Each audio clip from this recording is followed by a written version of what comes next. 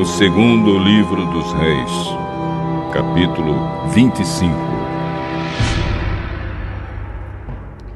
Zedequias se revoltou contra o rei Nabucodonosor da Babilônia.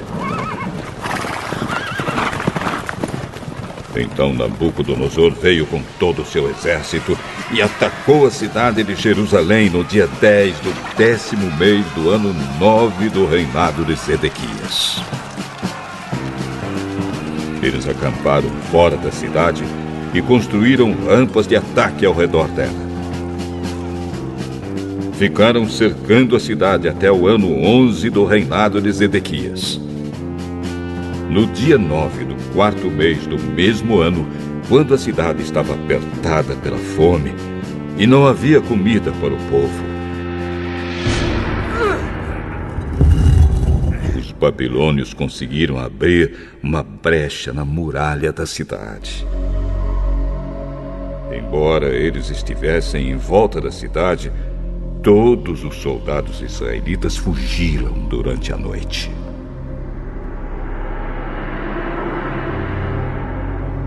Eles saíram pelo caminho do jardim do rei, foram pelo portão que ligava as duas muralhas e fugiram na direção do Vale do Jordão. Mas o exército dos babilônios perseguiu o rei Zedequias, alcançou na planície de Jericó e todos os seus soldados o abandonaram. Zedequias foi preso e levado para o rei da Babilônia, que estava na cidade de Ribla.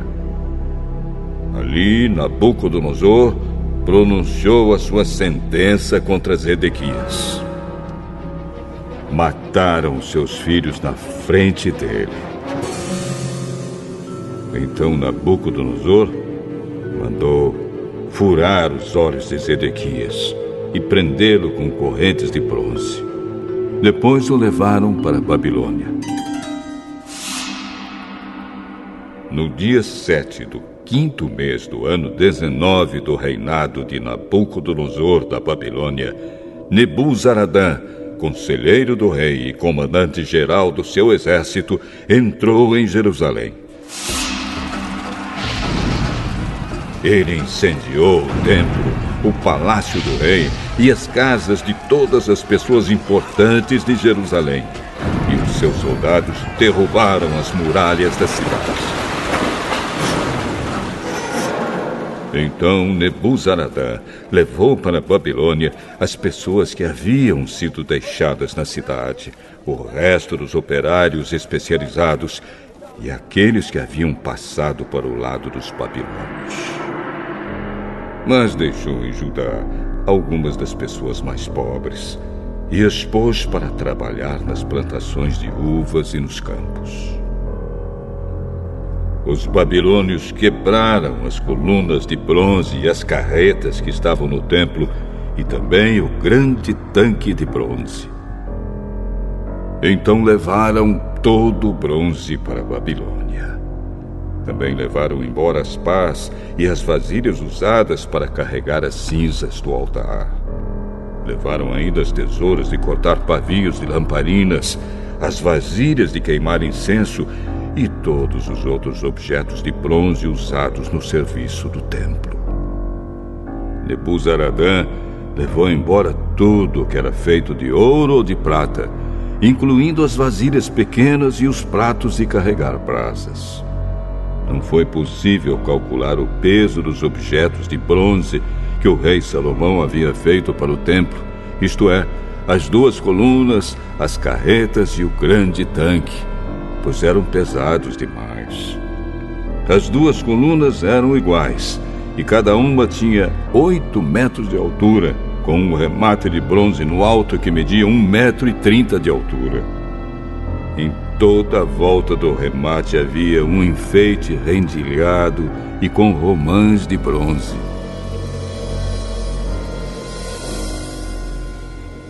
Nebuzaradã, o comandante-geral do exército babilônio, também levou como prisioneiros Seraías, o grande sacerdote, e Sofonias, o segundo sacerdote, e os 3 outros oficiais de importância do templo.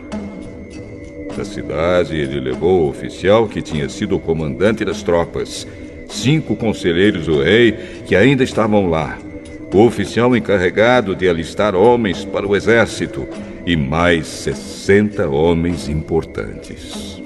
Nebuzaradã os levou ao rei da Babilônia, que estava na cidade de Ribla, na terra de Amate. Ali o rei mandou surrá-los e depois matá-los. Assim o povo de Judá foi levado como prisioneiro para fora da sua terra.